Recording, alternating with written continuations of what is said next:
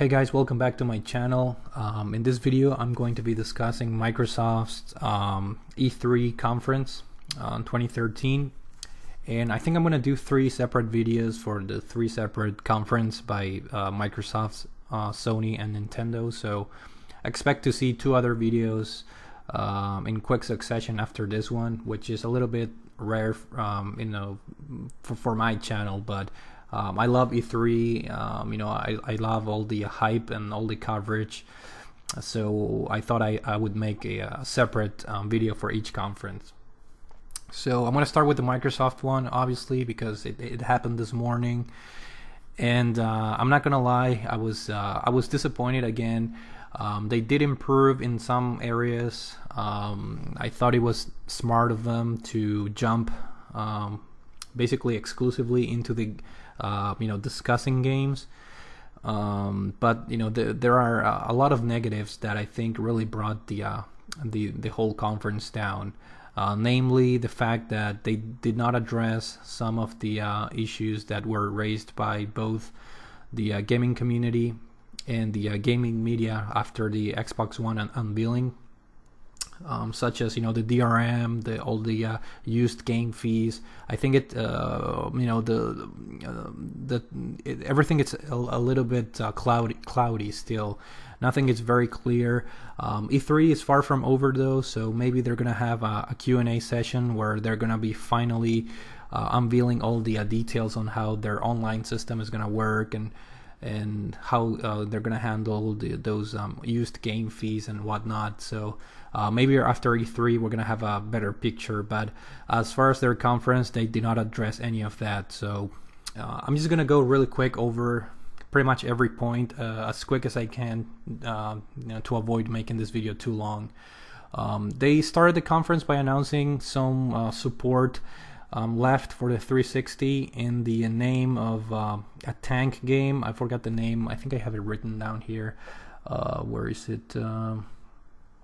It was The World of Tanks, which is a PC game that apparently is going to make its way now to the 360 in the form of free-to-play, and I was not impressed at all by it. I mean, sure, the game is going to be free, but you can have like awesome battlefield, like awesome tank battles by buying Battlefield 3. So this game looked horrible. It just didn't look fun at all.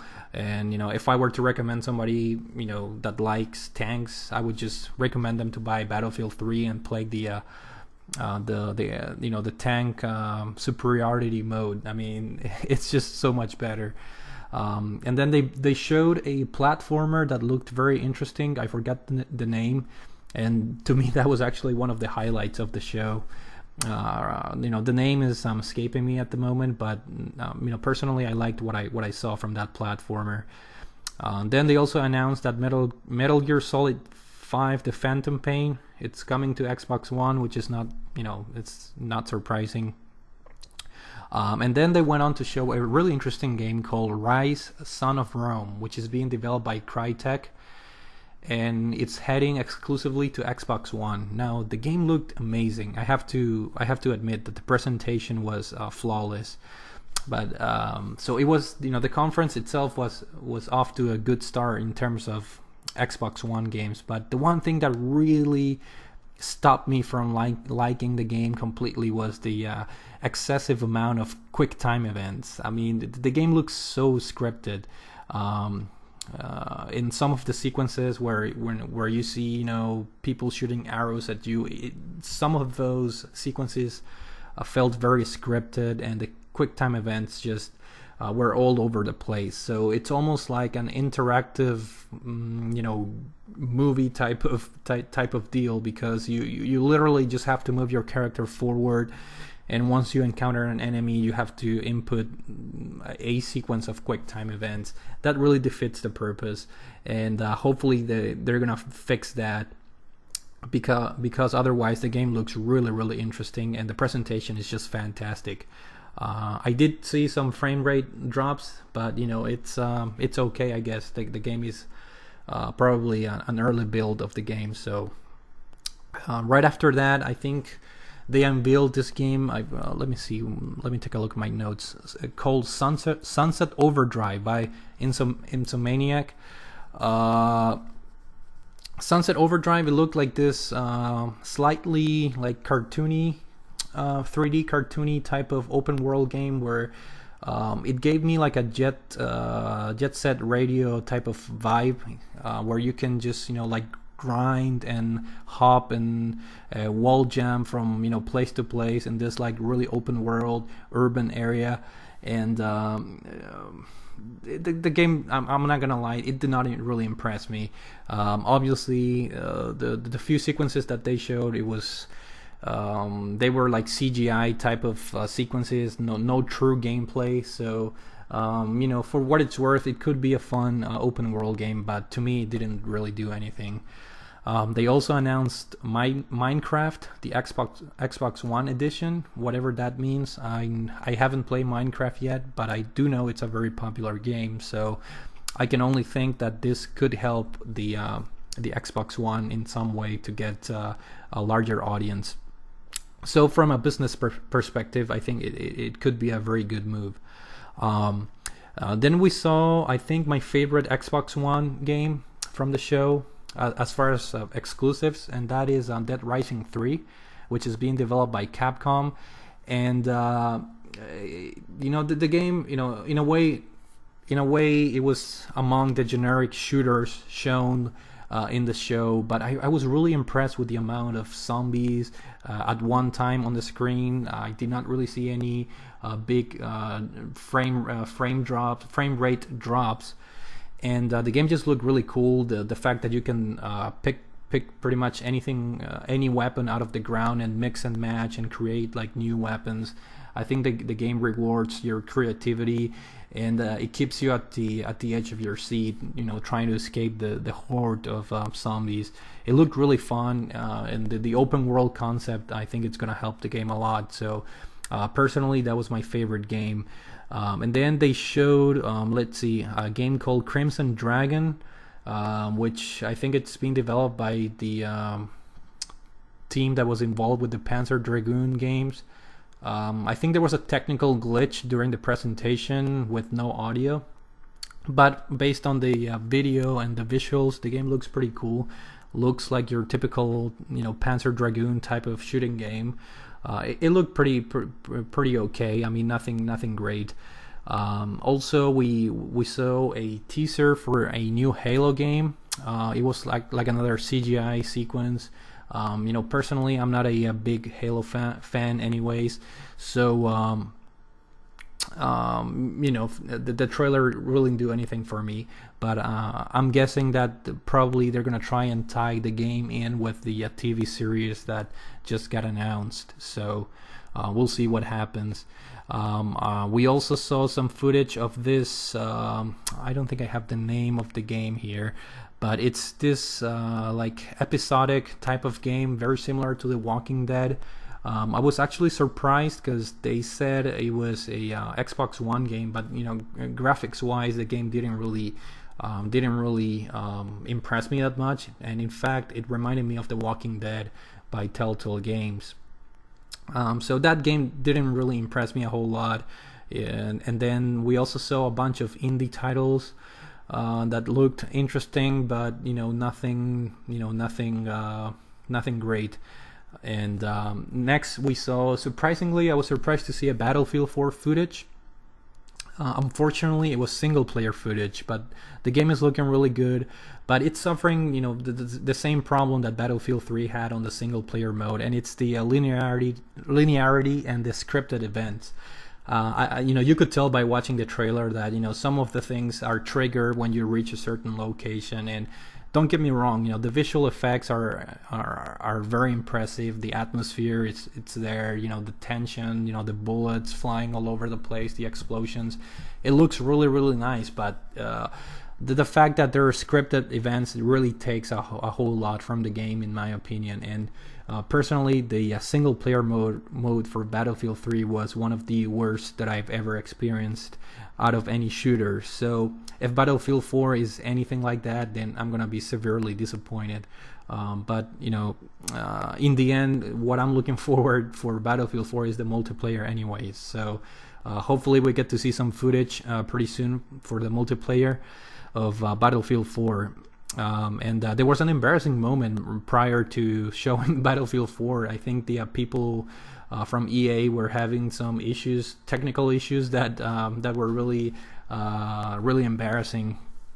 I thought that was funny, but then we had towards the end we had I completely forgot one of the games that made me get goosebumps was Killer Instinct, the new Killer Instinct game. And I'm a huge Killer Instinct fan for the of the original one for the Super Nintendo and the arcades. I'm not a big fan of Killer Instinct Gold. So when I saw the voice of the KI announcer, you know, saying that it's coming exclusively to Xbox One, I'm not gonna lie, I got goosebumps, and you know, for that split second, it made me want to have an Xbox One just to play that game. But after I've seen the footage, I mean, the game looks really good. Looks to be running at 60 frames per second. Graphically looks pretty impressive, but I'm not really a fan of the art direction that the game is going. I think that they're going a little bit towards the Killer Instinct 2 or Gold type of characters that are a little bit they're not they're like big and bulky. I don't know how to describe it. It's not as real as the character models from the original game. So I think they went that Killer Instinct Gold route, which I don't really like. But other than that, the game looks pretty good. I do have to question, and you know, I actually have to see how Rare is going to do with the game. Because my first thought was if they're going to release that game, I thought that they were gonna maybe subcontract it to a different developer with more experience in the fighting game genre. But we'll see. Apparently, Rareware is handling everything regarding that game, so I'm really curious to see how the final product is going to end. And I think I think I did a pretty good job of covering all the games with the exception of one.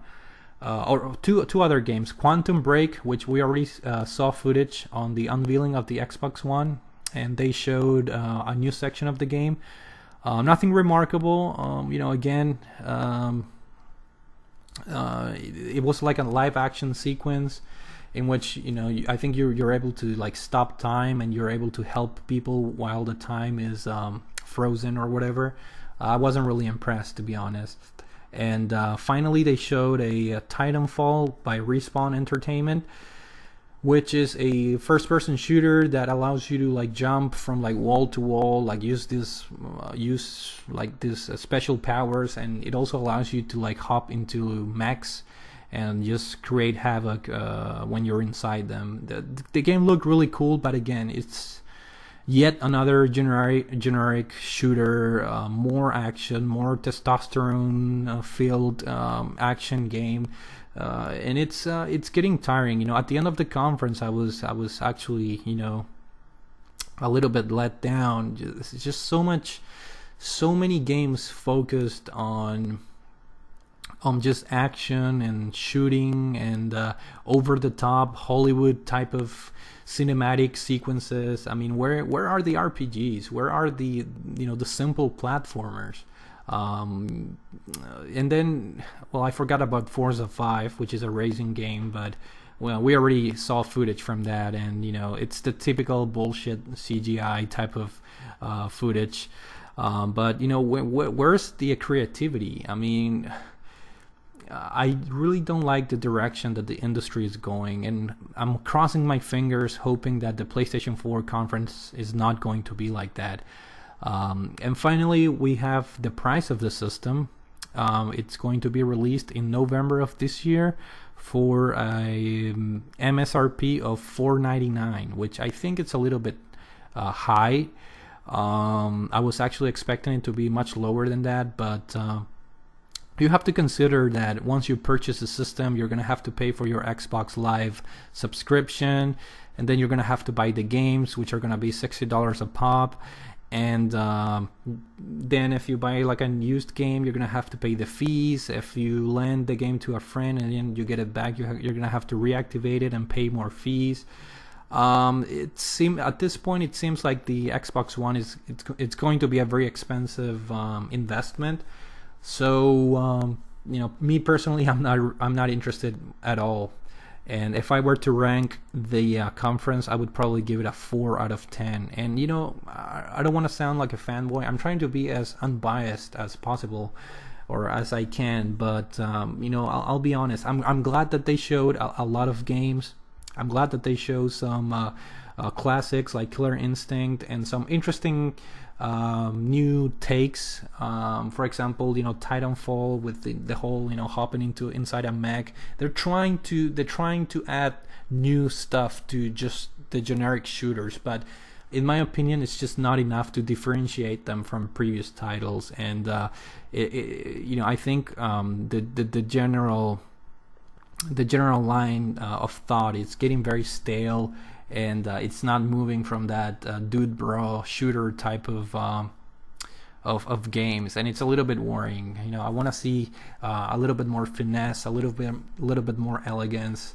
You know, throw me an RPG or two, give me a really nice looking 3D platformer. Yeah, just give me something different, you know. So anyways, those are my thoughts. Like I said, you know, if I were to rank this, I would give it a 4 out of 10. So for my next video, expect to see my thoughts on the Sony conference. So until then, thank you guys for watching, and I'll see you all later.